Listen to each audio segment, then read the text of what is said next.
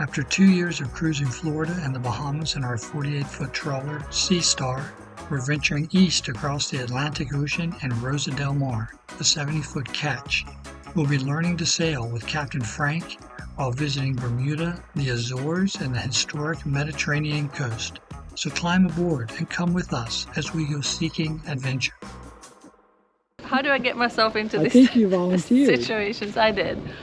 Yeah, I'm going to be hoisted up the mast. What are you And doing that's up there? not a big deal. The problem I see is that I don't know what to do when I get there. Yeah, they gave you 3 jobs, Yeah. right? I'm going to take out some fabric from when the mainsail ripped. I'm going to put 2 batteries into a camera up there. And the third thing was to fix the radar. Fix the radar, that's right. Shouldn't take you too long. Nah, I'll be fine. What are you guys doing down there? We're supervising.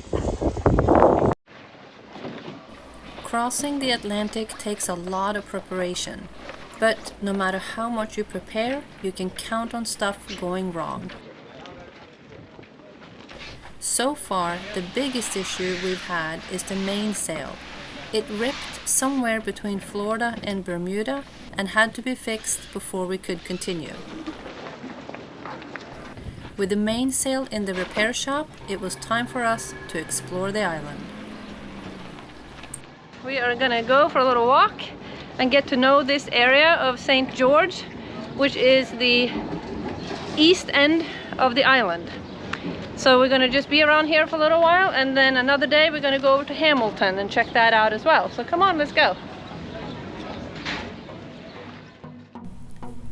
Visiting Bermuda was such a treat. First settled in 1609 by shipwrecked English colonists heading for Virginia, it is the oldest and most populous of the British overseas territories. You know, if we ever get a house again, if we get tired of living on a boat, I want my house to be pink.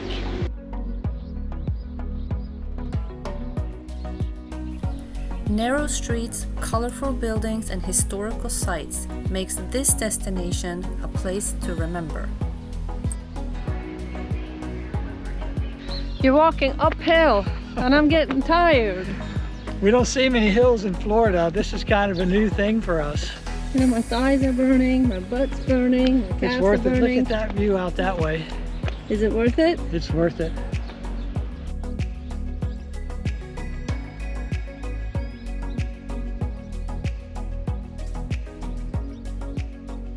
Are you enjoying our bungalow? Yeah, we're stealing a rest from somebody. We don't know who, but it doesn't look like there's anybody here, so I feel Yeah. pretty safe. These are rentals, and the woman at the front desk told us to come up here for the view. She didn't tell us to come up here to take a break, though. No. We're just kind of doing that on our own. And it was worth the climb, but we've climbed. It's a big hill, and my legs are tired from crossing from Florida to Bermuda, 6 days at sea. Hey Darren, Yes, I hear bagpipes. I do too. I want to find them. Let's see if we can follow the sound. Yes, It's let's that do way. that. Let's see what it is. Straight down the hill. Yes, hurry up.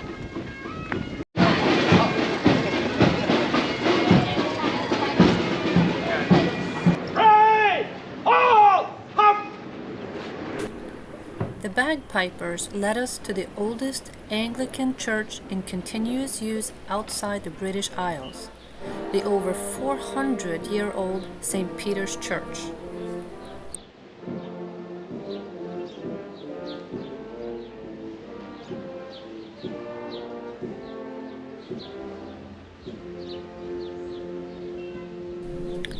The churchyard is a serene place where one can pay respect to Bermuda's early settlers and war heroes.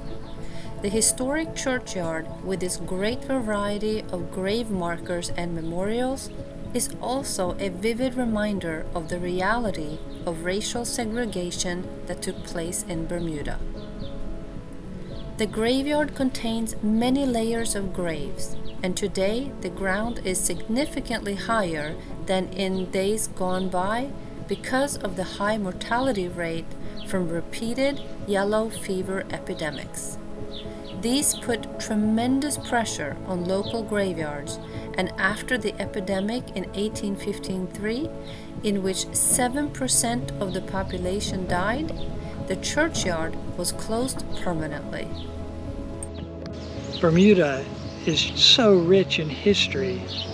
It's really just amazing. We've had such a good time today walking around and learning some of it, and we're only scratching the surface. Look forward to the rest of the week, combing the island, learning some more, seeing some more cool things. You know what I wonder? What is that? I wonder if Bermuda has good ice cream. Do you see an ice cream place? No, I saw something that I thought was ice cream place. So I think we should. Oh, the Marine Service place. Yeah. Kind of looked like it said donuts for a moment. Let's go see if we can find some. Let's see if we can find some ice cream. All right, Darren, I think we're on to something. I see people walking around with cups that looks like ice cream. All righty. So I think this is it. Let's go. Oh, yeah.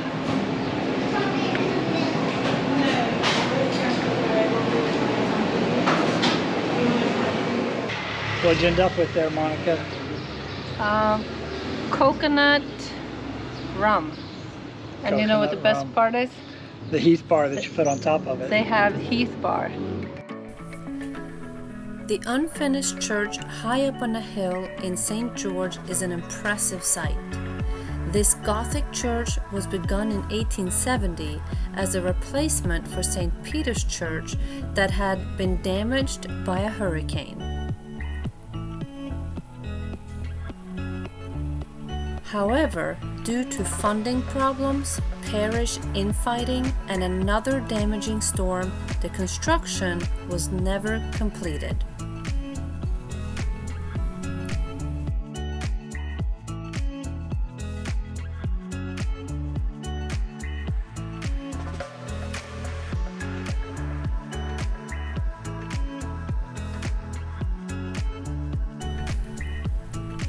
Today, it stands as a beautiful ruin, popular for weddings and photo shoots for tourists and locals alike.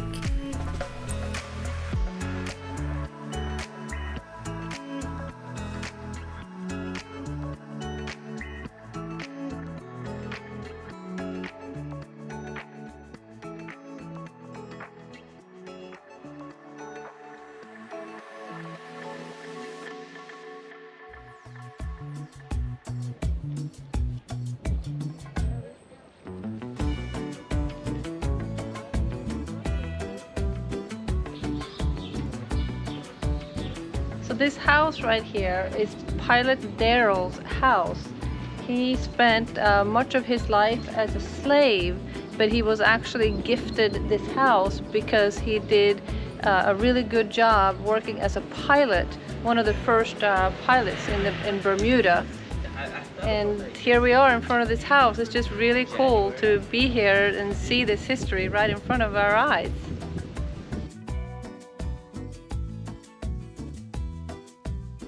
So what's happening there? What's happening? Yeah, waiting at the bus stop. Which bright and early. It's like we're not used to being up this early. No, we're heading to Hamilton, so that's kind of really interesting trip for the day. Yeah. We're in St. George, and Hamilton is more of a modern city. This is really historic, so should be a good time. Hamilton is where all the cruise ships come in. Yeah. So it's a little more busy. And then we're going to check out some beaches while we're over there, and we're waiting for the bus.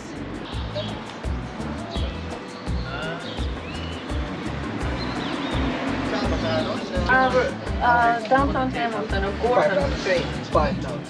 Yes, sir. Good morning. Somebody announcements calling?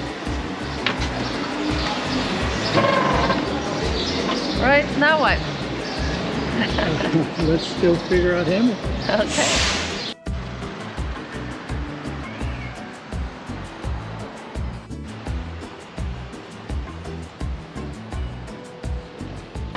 So this is definitely a little bit more busy than St. George. Yeah, no, it's kind of, I mean, it just looks like a modern city, which I guess was to be expected. There's 40,000 people that live on this island. Yeah, but we don't have no clue where to go, so I suggest we find a bakery with a Wi-Fi so we can get a map and see where we're going. There you go.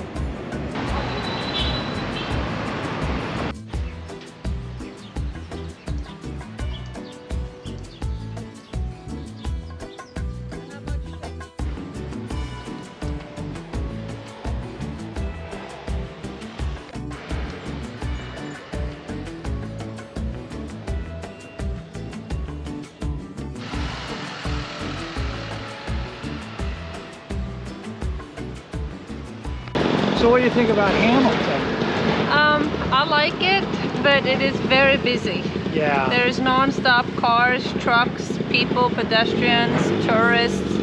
There's just noises, and we're kind of accustomed to a little quieter surroundings. Yeah, there's a lot to do here. There's a lot to eat. Is Yeah. what we're saying. Tons of nice restaurants, but yeah, it's a little busy. So if you're looking for peace and quiet, this is probably not the place to be. I will add though that the city is super clean, very colorful, very friendly, very nice.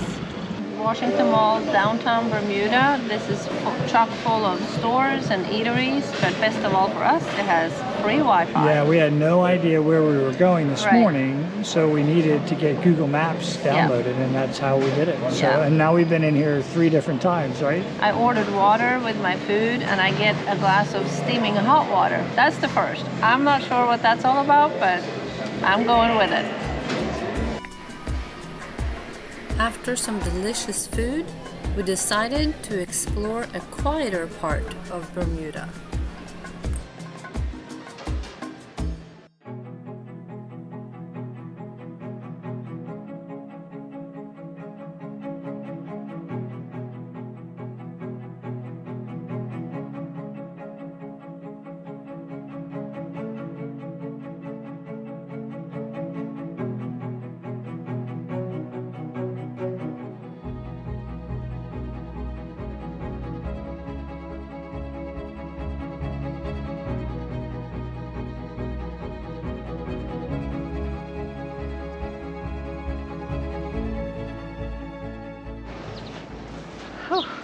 It's getting a little tiring walking through the sand.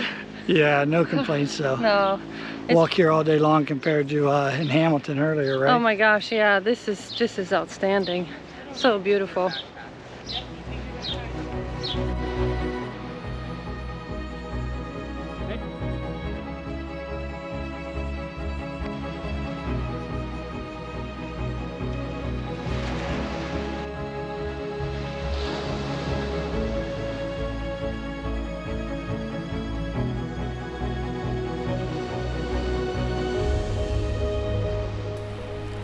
We learned that the beautiful pink sand is thanks to the parrotfish feeding on coral reefs. As they scrape algae off of underwater rocks, they grind up the hard coral skeletons, extracting nutrients and excreting fine sand.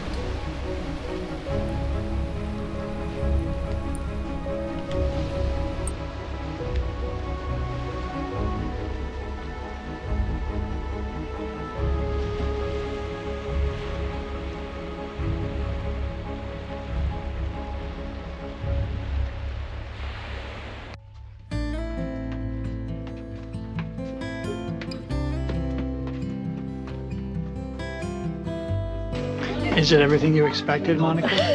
So far, we're standing in line.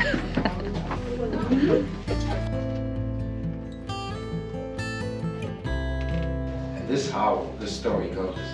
In March 1907, 2 teenage boys were playing a game of cricket at the surface. Believing the cricket ball had disappeared down the sinkhole, they came in search of the cricket ball, managing to collect 130-foot length of knotted rope. Knots they made into the rope. Why? To secure their grip. Why? Because they returned to the sinkhole, tied the rope around a cedar tree at the top, climbed down into the cave with a small kerosene lantern for a cricket ball. A cricket ball they never did find. A cricket ball which has never been found in over 100 years. Their names, Carl Gibbons and Edgar Hollis. They were 13 and 14 years of age. Yes, they didn't find the cricket ball, but these 2 teenagers are credited with the discovery of the Crystal Cave. A cave, its estimated age is 2 million years old.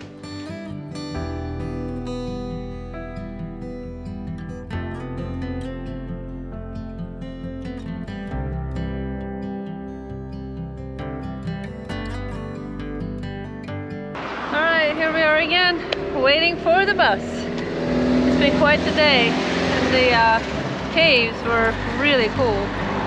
Would recommend that excursion to anybody coming to Bermuda.